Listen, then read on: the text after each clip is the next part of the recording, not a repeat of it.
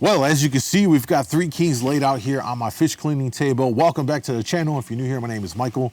The ChiCityYaker, I specialize in Lake Michigan kayak fishing content, so if that's what you're interested in and want to learn more, then go ahead and make sure to subscribe to the channel. Now, with that being said, many of you are out here grinding it to get a king or 2, maybe even more. That being said, say you finally got one. Congratulations, it's a big accomplishment. It's not easy, it's a lot of work, and they are pretty brutal this time of year. They're really angry, and so they can be quite a fight. So once you've got a king, let's talk about how to best preserve that salmon and the meat quality from once you've netted it to once you're going to go ahead and fillet it. I'm gonna walk you through these steps and cover all of that, okay? Now, the first thing I get asked, hands down, the most, which is, Michael, what are you using to store your catch, your big kings, right? Because through most of the year, I have a different bag. But when it comes to these kings, when I know I'm gonna be around some bigger size salmon, then I'm using a specific bag, which is right here in the back of my kayak. Let me go ahead and get you a little bit closer and kind of show you how I have it all set up, because many of you ask me how I have it set up on my kayak and how I'm, able to throw my fish in there. All right, so here's the fish bag. It's a Buffalo Gear.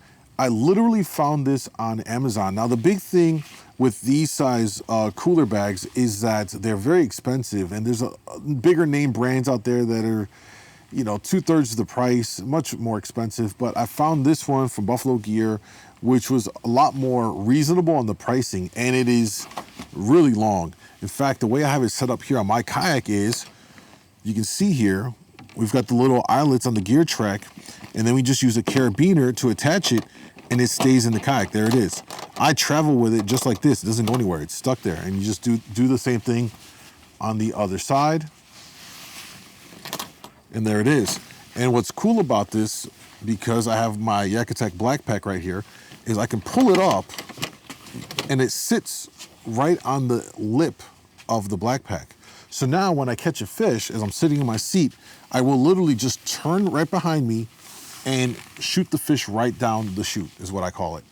And all you need to do is add yourself a ice pack in there. I use the Angle Coolers ice packs, which are super, super cold. They keep the fish really cold inside the cooler bag. But this is the cooler bag, and it will be linked down below if you want to grab it off of Amazon. I'll save you the time and the hassle of trying to search for it online. I'll give you the link. You can go get it right there. So this is the first step. You need to go ahead and put your fish in a bag with ice or some kind of ice block or something like that. Never, never, never put your fish on a stringer. Look, you can't believe how many times I see people losing their salmon and trout because they want to put it on a stringer. It is literally the worst thing, and quite honestly, the dumbest thing you can do. I mean, this king right here is pushing 19 pounds. Imagine putting it on a stringer and dragging it along while you're trolling. It's going to go ahead and pop that stringer. Something's gonna happen, whether it's gonna rip out of its mouth, the stringer's gonna break, or the stringer itself is gonna come loose and just open up. I've seen it and heard it all from many other anglers, so avoid at all costs using an actual stringer for these fish. Just don't do it, all right? It adds drag to your troll, and they will eventually pop off, and you lost your catch. So that's the first thing. Now, before we put our fish in the fish bag, you want to make sure you bleed out your fish. So on your PFD, like for myself, I keep a little knife in there. And the first thing you want to do once you get your fish unhooked and everything is go ahead and make the cut underneath their gills. I'll try and demonstrate here or I'll show you here with this one right here. Right underneath their gills, it's almost like a little throat area, if you will. Just go ahead and cut across that. And it's a artery, so you'll start to see the blood pumping out of there. At that point, you can go ahead and throw your fish back in the net and just keep it in the water, and that water will help for that blood to just pump out a lot quicker. The faster you do that, once you've netted and boated your salmon, the quicker that blood will get out, and most of it will not remain in or seep into the meat, which is what you don't want to do. And that's the biggest reason why you go ahead and bleed out these fish, so you get that blood out so it doesn't coagulate inside the fish and seep into the meat. Doesn't taste good, and it's just not good to do at all. Okay, so those are the first 2 things we got knocked out. Now, once you've gotten back to either the fish cleaning station, or in my case, I came back home here and I'm on my fish cleaning table, which is pretty amazing. And if you're in the market for one because you need to clean fish at home, I'll link to it down below as well. You can check it out. And so the next thing we're gonna do here is actually cut open these kings here, and we're gonna take a look at the meat quality, because here in the fall period, you need to kind of look and see what the meat quality looks like here. So I have no clue, obviously, what the meat colors are gonna look like. So we're gonna go through this together. And as we go through it, I'll talk about what I see and what you should be looking out for once you cut open your kings, to determine whether or not the meat quality is good. Because in the fall, as they're going through the spawning process, their body is deteriorating, and the meat is one of the first things to kind of go in the body. So you don't want to eat nasty zombie king meat. So let's go ahead and start cutting them open, and we'll take a look. All right, we've got the bubble blade out for today. We'll sharpen it up a little bit real quick.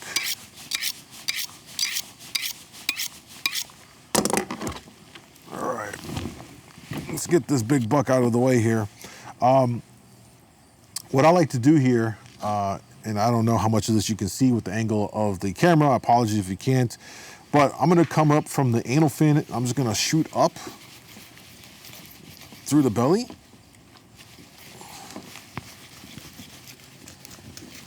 Up to the top, perfect. Once I have that done, I'm gonna flip it over, and I'm going to start the incision here, right from behind the gill plate, all the way down. Remember, these kings are big, there's a lot more meat on them. And from here,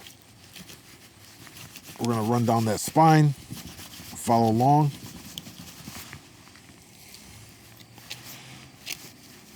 We're gonna ride the rib bones here, and you'll hear it scraping. That's how you know you're right on them. All the way down. Once I clear it, we're just gonna ride it all the way down to the tail. I'm pretty sure most of you know this by now, but just covering our bases here. This is gonna be our first chance to see what the quality of the meat here. So, finish up here.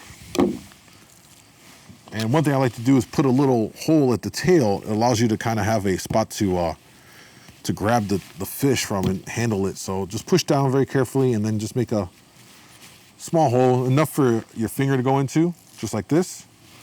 And now we can handle the meat a lot better. All right, we've got one fillet done. So we'll take a look at it here. All right, here is the big buck male. We've got a little bit of blood in here. We can wipe that away. You can see the blood coming out from right here. Even though we bled them out, there'll still be trails of blood that kind of can seep in. But if we didn't bleed them out, this would have been a lot worse. So now let's take a look at the color of the meat here. To me, this looks like a peach color, like a light peachy kind of color, and this means the meat quality is still good. So this is be good to go. More than likely, this is going to get smoked. I think smoked kings in the fall is the best way to go. And what we're going to do here is we're going to kind of clean up the fillet. We're going to trim off the belly fat.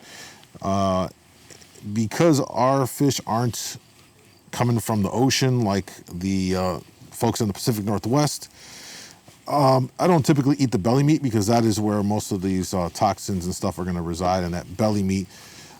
So we're going to just trim this all off here, get rid of it.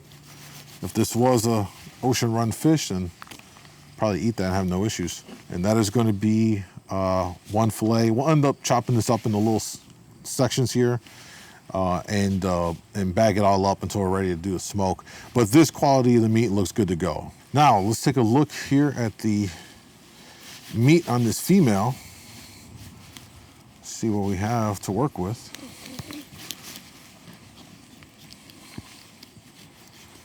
I suspect it's going to be about the same as the first fish.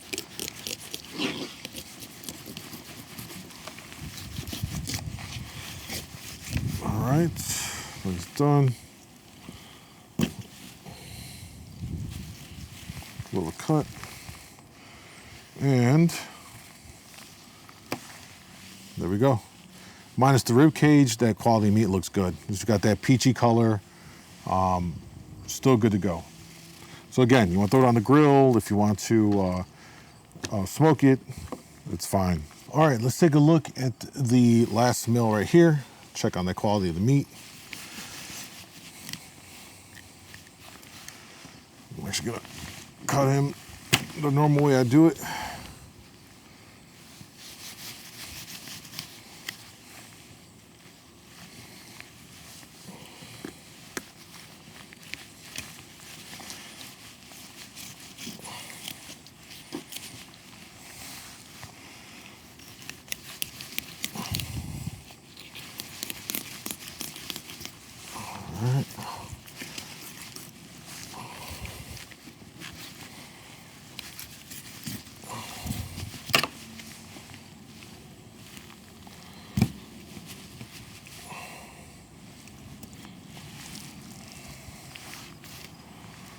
All right, and take a look at his meat quality right here.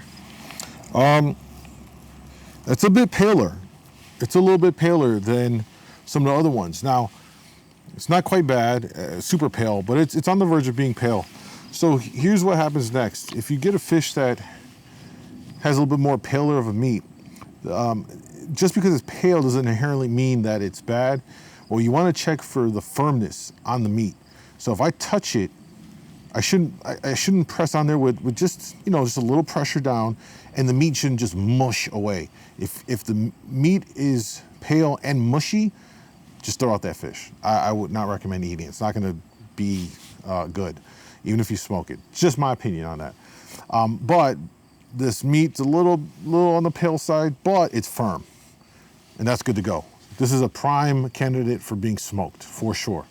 And if you compare it to the female, you can see the difference in the coloration. Female still had quite a bit of color, peachy, orange, and the male here, a bit more pale. All right, guys, so hopefully you found the video of use. If you did, make sure to like, subscribe to the channel. And again, if you need any of the gear, the fish bag, the fish cleaning table, any of that, I'll link to it down below so you can check it out for yourself. Thank you guys for watching. I'll see you guys in the next video.